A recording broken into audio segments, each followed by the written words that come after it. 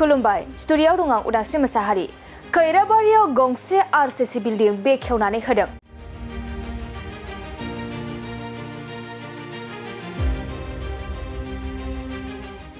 BTR सरकारा खोथा होनाय बायदि गासैबो खामानिखौनो मोनसेनि उनाव मोनसे मावलांगासिनो दं।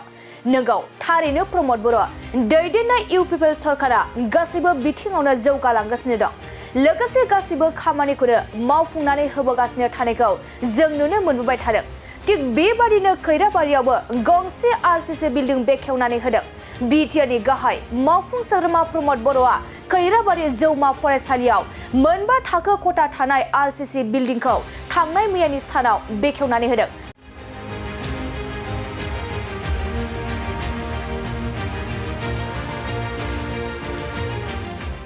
बे आरसीसी बिल्डिं मोननो हानायखौ जौमा फरायसालिनि फोरोंगिरिफोरा गोजोननाय मोननाय फोरमायदों। आरो जौमा फरायसालिनि फोरोंगिरिया फोरमायनाय बायदिब्ला बिटिआर सरकारा 1 कोटी रांनि गंसे आरसीसी बिल्डिं लुनानै होदों आरो लेंगुवेज लेबनि थाखायबो 25 लाख रां मोननो हादों। लोगोसे अडिटोरियाम, थाखो खथानि सिलिं आरो गोबां डेस्क बेन्चफोरबो बिटिआर सरकारनि सोलोंथाइ बिफाननिफ्राय मोननो हादों होनना फोरमायदों। চিফক মাতিছিলোঁ আমাৰ ইনফ্ৰাষ্ট্ৰাকচাৰ ডেভেলপমেণ্টৰ কাৰণে 1 কোটি টকা দিছিল। সেইটো ইনগ্ৰেশ্যনৰ কাৰণে তেওঁ কথা ৰাখিল আমাৰ। তেওঁ আহি পেলাই ইনগ্ৰেশ্যন কৰিল, বিৰাট ভাল লাগিল। তেওঁ কিছুমান কথা ক'লে কলেজখনৰ ডেভেলপমেণ্টত তেওঁ সহায় কৰিব বিভিন্ন দিশত। তাৰপিছত আমি ডিমাণ্ড 6খন ৰাখিছিলোঁ, তাৰপৰা 4খন তেওঁ এনাউন্সমেণ্ট দিলে ইয়াত কৰিব বুলি। আৰু আশা কৰিছোঁ তেওঁ যিহেতু ষ্টেপ লৈছে for the development of this college. আর আমার শিক্ষাগুরুহতেও বিরাট ইয়াতে লাগি থাকে কলেজখনৰ ডেভেলপমেণ্টৰ কাৰণে। সিহঁতৰ কণ্ট্ৰিবিউশ্যনত আমাৰ বহুত টিচাৰ্ছ কণ্ট্ৰিবিউশ্যনত ডেভেলপমেণ্ট হৈছে কলেজখনৰ। আৰু ষ্টুডেণ্টৰ আমাৰ নাম্বাৰ দিনে দিনে বাঢ়ি আহি আছে। আমাৰ কে হেণ্ডিকো আছে, তাত 300ৰ ওপৰত ষ্টুডেণ্ট আছে।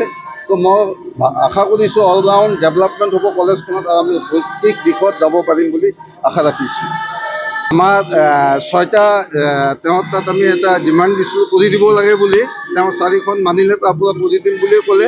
তাৰ ভিতৰত আমাৰ ডবল ষ্টৰিড বিল্ডিংখন কৰি দিব।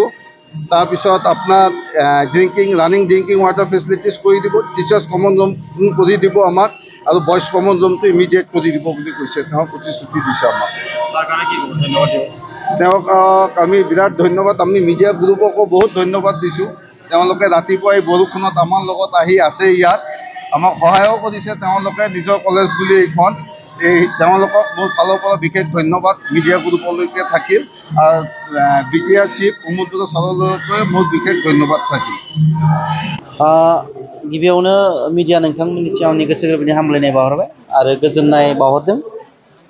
जोंनि खैराबारि जिथु कलेज, बे कलेजाव दिनै मोनसे बिराद गिदिर मोनसे एचिभमेन्ट बुंनांगोन जोङो। खारन जोंनि बिटिआर गभर्नमेन्टआ सरकार दानायनि उनाव जोंनो मोनसे बिल्डिं जिथु आरसीसी बिल्डिं मोनसे बानायनानै होदों 1 कोटी थाखानि।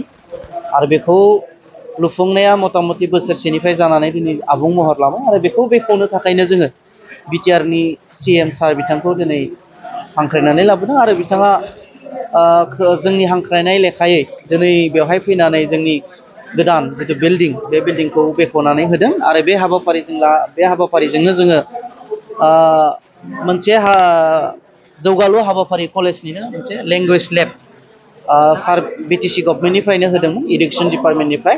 आरो बेखौबो सारा दिनै बेखेवनानै होबाय। तो बेयो जोंनि कलेजनि थाखाय बिराद गोग्गाथाव बाथ्रा आरो जों गोजोननाय मोनदों।